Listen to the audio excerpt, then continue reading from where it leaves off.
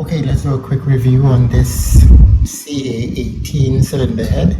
Now we've got the head cleaned up a bit, we can take a look at it and see where we're starting from. This is an 8-port CA18 head, which simply means that instead of having 4 ports on the intake side, we have 8. There's literally a port for every valve with a distinct divider between.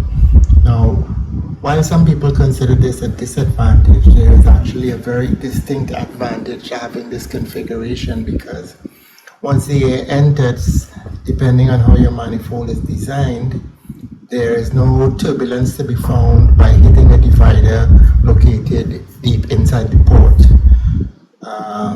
This also means that both ports in each chamber, each cylinder, can be sized and shaped optimally for airflow, which is a huge advantage to begin with. You can tell that on each cylinder, on each pair of ports, there's only one with an injector cutout. So we have 4 injector cutouts. That means when these heads are run in stock configuration, injectors flow fuel just on these 4 in stock configuration, and air alone passes through the other side of each port. Now this means, because air alone passes through these that don't have any injector cutout, over time a lot of carbon and gunk builds up in these air only ports. Now, I've read somewhere on the internet that these are actually sized differently, but I did all my measurements today and both sides are exactly the same. So there's no difference in size or volume, which is appropriate. And in the high performance application, where you're going to have 8 injectors instead of 4, there is a lot of advantage to be had with this particular port configuration. Not only that, when we look from this side, again, this is just the stock displacement on these engines is 1.8 liters, but for a 1.8 liter engine, we have a really large 34 millimeter intake valve. Now, just for comparison's sake, this is the same size valve used on a 4G63 head, same size valve used on an RB26 head. Only those heads have a much larger cylinder bore than this, and of course much larger displacements as well. So this is a very, very big intake valve. It is shrouded quite a bit here, and we'll do some work to adjust that, but it's a really big valve to be working with, and already from the factory is shaped really, really well. There is actually a decent bowl machined or cast from the factory in these intake ports, so really, really nice start to work from. The only thing that has to be done, of course, is the reshaping a bit and adding additional notches for the additional injectors that will be used for this application.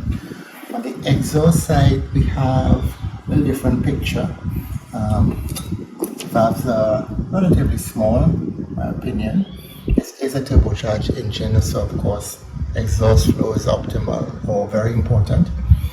And these valves are on the small side to begin with, and accordingly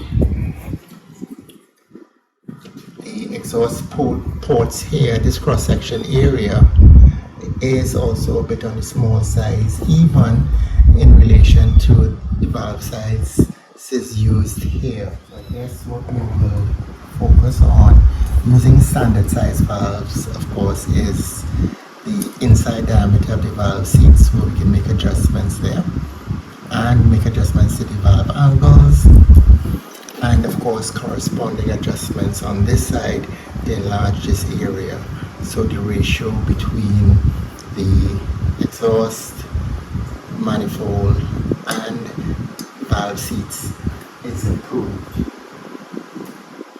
So if you look at the ratio of the valve seat cross-section area to the intake manifold, what we find on this head, it's already a very, very generous 82%, which is a very, very good ratio to have. However, the ratio of the valve size to the exhaust manifold cross-section area is only at 68%. To give you an example of how this stacks up in some other performance heads, in a 4G6G3 stock it's over 70%, and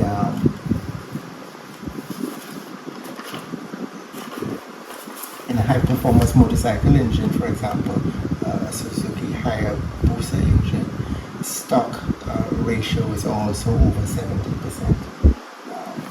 And when ported, we want to get that maybe closer to 80% if we can. So definitely a lot of work that needs to be done here to improve the flow. We're going to put this head on the flow bench.